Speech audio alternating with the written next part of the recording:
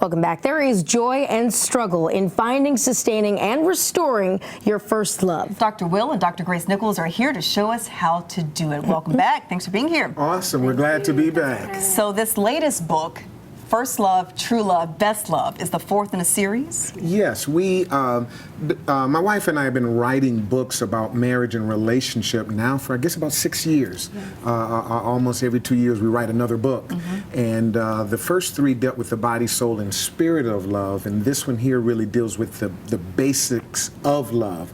And that is, you know, there's this idea that a lot of people say, when I first fell in love, I felt a certain way, but now 3 years later, I don't feel the same way. And so we talk about, well, how do you get that first love back? How do we return to first love? What's the answer to that?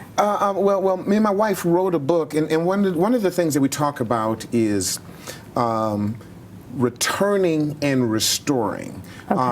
First thing you got to do is you got to remember. One of the things, see, when you get into a relationship, you get into the struggles and the challenges, and you forget about what it was like when you first fell in love. So the first thing we do, so the first thing we do is say, you got to go back and remember how it used to be. Okay. And once you remember how it used to be, then you start doing what you used to do. And a lot of times, I'm so upset with you now that I stopped doing what I used to do. So we always talk about remember and return. Remember and return. Absolutely. And we realize that it's so easy to fall in love. I mean, and just as easy as it is to fall in love, you can fall out of love just that easy. So it takes a lot of work to stay in love. Let's talk about the three faces of love. In the book, First Love, True Love, and actually we've written a complement workbook along with it. We give you 40 steps on how to fall back in love. But and it's a daily journal. But when we talk about the three faces of love, we talk about the three stages you go through. First of all, when we are attracted to each other, we call that sensual love.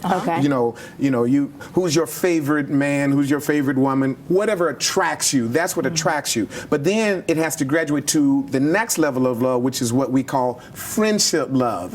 My wife often talks about, I'm her best friend. See, you can be attracted to a person, but not like the person. I mean, no, seriously. There's a lot of people who say that intimately we are very good, but once it's done, you need to leave. Okay, y'all didn't like that. And then there's spiritual. And then there is spiritual, because we are spiritual beings. We're body, soul, and spirit. And so at a spiritual level, we call this godly love. It allows you to conquer the evil or conquer the challenges and the struggles. In other words, you're not making me feel good right now, but because I have this spiritual love, I hang in there.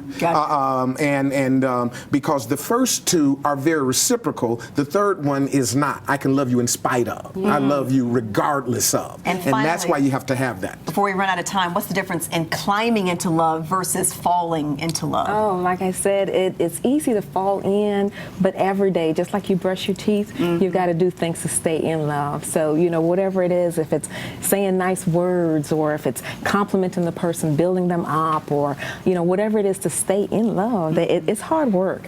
And so that's how sometimes we'll fall out if we don't continue that work process. It's like climbing a mountain. You can fall off the mountain real easy, but to climb up the mountain is very difficult. So we say, stop looking at love as something that happens and look at it as something that you do. Climb into it, work at it. And we talk about that in our workbook, 40 things that you can do to climb in love. I love that. Climbing versus falling. Climbing. I like it. Thank you. You can find the book at marriageuniversity.online. Thank you both for being here.